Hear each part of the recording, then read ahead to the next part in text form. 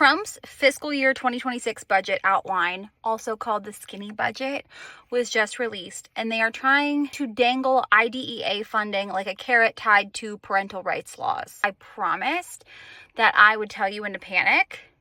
Panic, okay? Trump's budget consolidates 18 separate K-12 education programs, including grants for after-school programs, mental health, equity initiatives, and underserved student supports go into one massive K-12 simplified funding program. It also rolls 7 federal IDEA programs into one stream. So that means instead of targeting supports to students with disabilities based on need and civil rights law, states could now get broad discretion over how to use IDEA funds without accountability structures that ensure compliance. This is framed as streamlining, but what it really does is eliminate protections that keep funding equitable and enforced across the entire country, state to state. With this budget, states wouldn't have to report how they serve disabled students, English language learners, or students of color, and they don't face consequences if they ignore them. So the funding still exists here, but rules pretty much gone. So let's go back to IDEA. It is still technically funded in this budget proposal,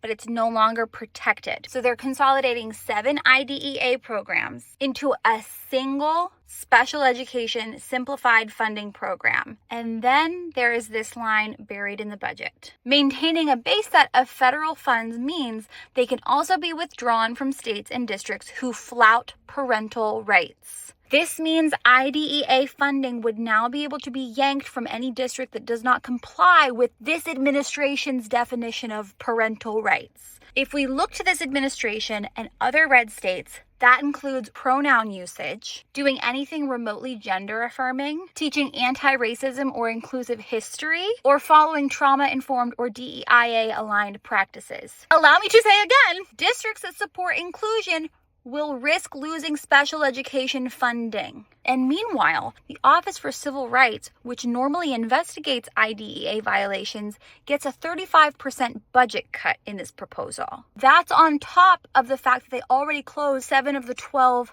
regional offices of civil rights. So what we're looking at is if disabled students are denied services, there may be no one left to investigate it. Trump's budget also eliminates TRIO and Gear Up entirely. It also cuts $890 million from English language acquisition. They also issued an executive order declaring English the official language of the United States and used that justification to gut the entire division within the U.S. Department of Education that supported multilingual learners. Entire teams have been laid off, and civil rights protections for English language learners are disappearing alongside the staffing. But here's the thing, they are not abolishing the Department of Education through passing a law.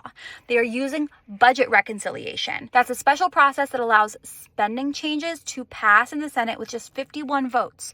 No filibuster, no bipartisan support needed. And Mike Rounds admitted this publicly back in November when he introduced a bill to abolish the Department of Education last Congress. He said basically the real strategy was not passing the bill, it was redistributing the department's responsibilities through reconciliation. So they don't have to abolish the department to kill it, they just move its functions around until it's an empty shell. And I've been telling you since November, this is what is really freaking scary. This is what we need to be freaking the freak out about. In equity-committed states, some of these students might still get what they need, but in the states that have already banned DEI or attacked trans kids or ignored IEP timelines, this budget will remove the last layer of federal protection those students had. So this is a budget proposal, not a done deal. Here's what we need to do. Tell everybody. Most people don't have any idea that this is happening. It was a lot of paperwork. Also, contact your members of Congress. The full budget will need to pass through appropriations and potentially reconciliation.